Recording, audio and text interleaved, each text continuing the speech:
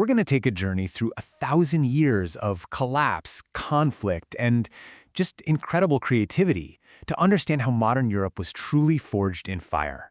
This is a process that would end up setting the stage for the world that you and I live in today.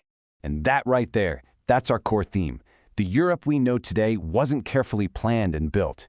No, it was forged. It was hammered into shape in this crucible of pure chaos, invasion, and plague. It's really a story of a civilization that first had to completely die before it could be reborn. In any good forging, well, it starts with the raw materials. To get what was created, we first have to look at what was thrown into the fire. And our story? It starts with the spectacular collapse of an empire. For centuries, the Roman Empire was literally the definition of civilization. It was this massive, centralized superpower that gave people stability, prosperity, security. They called it the Pax Romana, the Roman peace. But when it finally fell in the West in 476 CE, all of that just vanished. The world became fragmented, trade routes just rotted away, cities crumbled, and life became dangerously local and really, really insecure. So what was left in all that rubble? Well, you basically had three key ingredients that would eventually combine to create something completely new. You had the legacy of Roman law and culture, you had the unifying faith of Christianity, and of course, the warrior cultures of the so-called barbarian peoples who were now in charge. Now, as you can probably guess, mixing these ingredients together was not a peaceful process. Not at all. For centuries, Europe was defined by constant conflict, by threats from the outside, and this desperate struggle to just create some kind of new order out of the chaos. And out of that chaos, one man actually managed to bring back a flicker of that old Roman ideal. His name was Charlemagne, the king of the Franks, and by the year 800, he had conquered so much land that the Pope in Rome crowned him the new emperor of the Romans. It looked like the good old days were back. But here's the problem. This new empire, it was fragile. It didn't have the old Roman roads or a strong civil service to hold it together. So after Charlemagne died, his grandsons basically fought over the inheritance, and by 843, the empire was shattered into three pieces that would become the foundations of modern France and Germany. That dream of unity was over almost as soon as it began.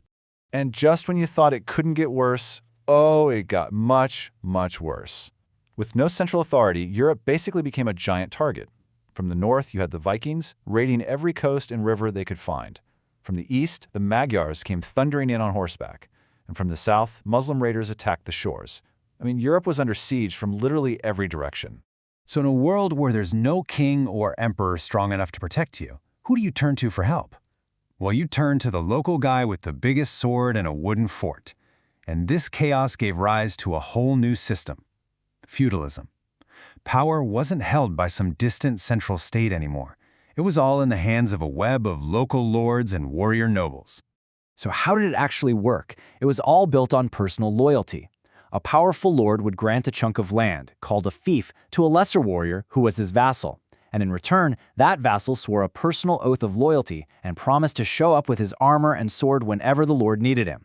This crazy complex web of personal promises was the glue holding society together. Okay, so after centuries of fragmentation and just trying to survive, something began to shift right around the year 1000. The invasions finally stopped, the climate got a little better, and Europe slowly began to wake up. It entered this period of incredible growth and a kind of newfound confidence. And you can see the results of this shift in three key areas. First, new farming techniques led to an agricultural revolution, which just meant more food. More food, well, that fueled a huge population boom. And with more people, old Roman cities were reborn, new towns popped up, and suddenly trade and commerce started crisscrossing the continent again. All this new energy, this new wealth, it couldn't be contained. A stronger, more confident Europe started to push its borders outward. You see it with the Norman conquest of England in 1066. You see it with the centuries-long Reconquista to push Muslim rule out of Spain. And of course, most famously, you see it with the Crusades to try and capture the Holy Land. But here's an interesting thing. While kings and emperors were still struggling against their own powerful nobles, another power was quietly consolidating its authority: the Church. It went through this massive reform and transformed itself from a loose network into this powerful, centralized machine run by the Pope in Rome. And in a lot of ways, the Pope was the most powerful man in Europe. This era of growth, what we call the High Middle Ages, it really seemed unstoppable. But Europe was about to get hit by a catastrophe so devastating it would bring the entire continent to its knees and change its path forever. Around the year 1300, things started to go wrong again. The climate got worse, harvests failed, famine spread. But all of that was just the opening act, because in 1347, a ship arrived in Sicily carrying a passenger that was far more deadly than any invading army, the Black Death. The scale of this disaster it's almost impossible to wrap our minds around. In just a few short years, the plague wiped out at least 1/3 of the entire population of Europe. Think about that.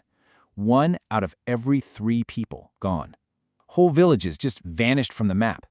But, and this is the great paradox, for those who survived, this apocalypse turned their world completely upside down.